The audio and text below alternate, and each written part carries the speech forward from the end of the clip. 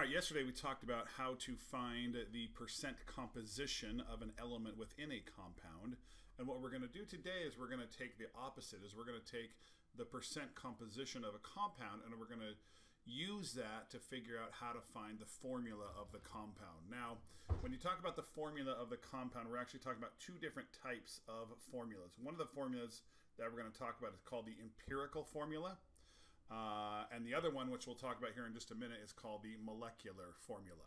So the first thing we're going to do is we're going to figure out the empirical formula. Okay. Now the empirical formula is the simplest whole number ratio of the atoms in a compound, which means if you take the normal compound, let's say butane, which is C4H10, and you reduce it down to its smallest whole number coefficients. So instead of C4H10, you go, oh, well, those are both divisible by 2. So this is the C2H5 is what's called the empirical formula. Okay, C4H10, which is the real chemical formula of butane, is, we'll get to this in just a minute, is called the molecular formula. So the molecular formula is the real formula, whereas the empirical formula is just the ratio of the atoms to each other. So in this case, the empirical formula would be C2H5. So the question is, how do you use these percentages, the percentage of carbon, the percentage of hydrogen, etc., to find the empirical formula? Okay, now here are the 4 steps. 1, 2, 3, 4. Okay, and if you've been in my class or in another class and you did, sometimes we call it the airplane assignment. This is what we're talking about here, is we're talking about the airplane assignment. Okay, so instead of trying to remember those 4 steps, here is a rhyme that you should remember. Anytime they give you percents on the AP test or on any test, and you need to find the chemical formula, the empirical formula, this is the rhyme that you use. Percent to mass, mass to moles, divide by small, times till whole. Okay, and I'm going to go through each of those for you to make sure we understand what that means. So example number 1, we're going to calculate the empirical formula of the following compound that contains this percent by mass. So the first thing we're going to do is we're going to do percent to mass, which means instead of writing 40.1%, we're going to write 40.1 grams of carbon. See how easy that first step is? And then we're going to take 6.60 grams of hydrogen and 53.3 grams of oxygen. So that is step number 1. Okay? And now I'm just getting my calculator ready here. Now we're going to take step number 2, which says mass to moles. So percent to mass, mass to moles, which means now we're going to convert these grams to moles. Okay, so notice that I'm using the molar mass of each element. And this is not a diatomic molecule situation. These are just the atoms here. So I'm going to take 40.1, the mass of carbon, or the grams of carbon, excuse me, 40.1, and I'm going to divide by 12, and I get 3.34 moles of carbon. Hydrogen's nice because it's just 1, so 6.60 moles, excuse me, of hydrogen. And then for oxygen, it is 53.3 divided by 16 equals 3.33 moles of oxygen. Okay, so that is step number 2. Step number 3 says divide by small. This is the step that students very commonly forget. It means that now you look at all of your moles here and you decide which number is the smallest. And you divide everything by that number. So I'm going to divide everything by 3.33. Okay, and that equals 3.34 divided by 3.33 equals 1 carbon, 2 hydrogens, and 1 oxygen. Okay, and so therefore my empirical formula is CH2O, 1 carbon, 2 hydrogens, and an oxygen. Okay, now that's a pretty straightforward one there. Okay, what happens sometimes back here, on number 3 here, when you divide each of the mole values by the smallest number of moles, that's step number 3, it says avoid rounding up or down at this stage and be lenient with significant figures, which means don't worry about them. Okay, because step number 4 says times till whole, which means if these numbers here didn't get close to whole numbers, And by not close to whole numbers, I mean, let's say here this carbon ended in 1.49, or maybe it ended in 2.66.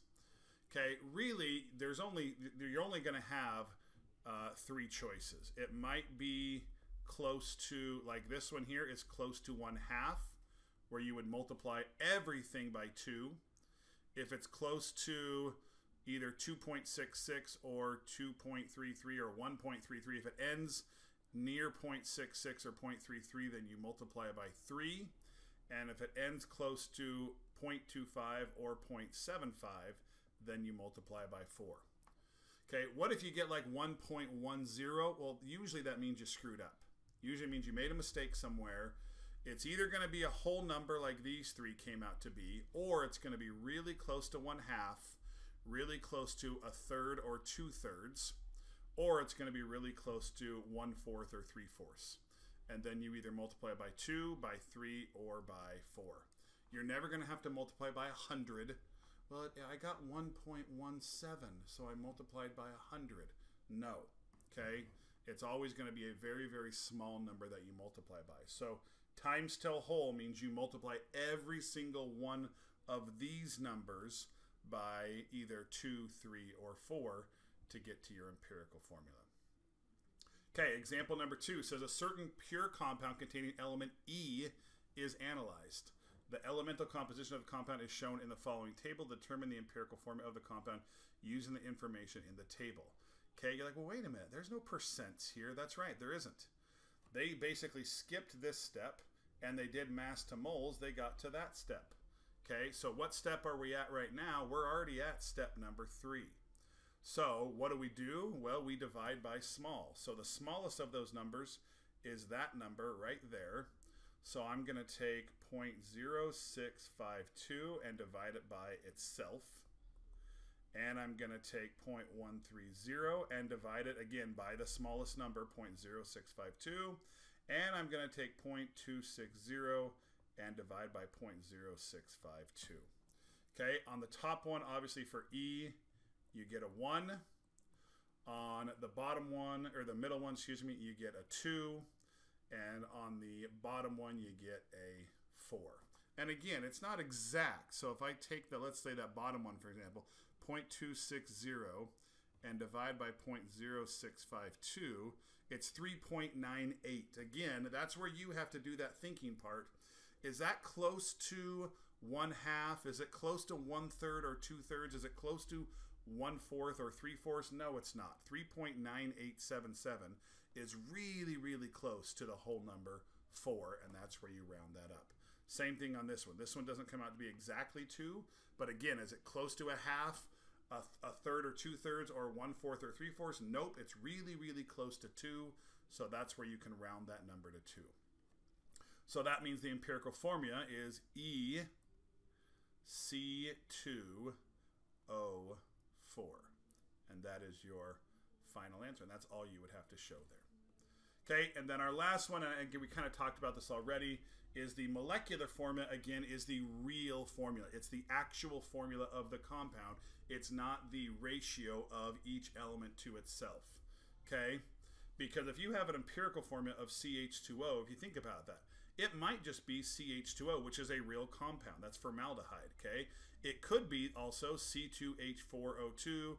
It could be C3H6O3. It could be C4H8O4. There's lots and lots of different choices. So you can't just go from the empirical formula right to, oh, it's this one. You can't do that because you don't know what the actual numbers are. You just know that the ratio is 1 carbon to 2 hydrogens to 1 oxygen. So, well, how do you do it then? Is they have to tell you one other piece of information. They have to tell you what the molar mass of the compound is. Once you know that, then you just divide the molar mass of the molecular formula by the molar mass of the empirical formula. And that'll tell you, and it has to be a whole number. It can't be a 0.5 or something like that. So, for example, here, glucose is the empirical formula, again, is CH2O. The molecular formula has a molar mass of 180 grams per mole. So what I'm going to do is I'm going to take 180 and I'm going to divide by the molar mass of CH2O. So carbon has a mass of 12. Hydrogen's 1. There's 2 of them, so that's 2. And oxygen is 16. Add those up. That equals 30. 180 divided by 30 is 6. So that means I take the number 6 and I multiply it by everything in the CH2O. So that becomes C6H12O6. And notice that I'm showing all of my work all along the way. Okay, here's another one here. Butane has an empirical formula of C2H5. The molar mass is 58. So we're going to take 58 and we're going to divide by the mass of C2H5. So carbon is 12. There's 2 of them, so that's 24.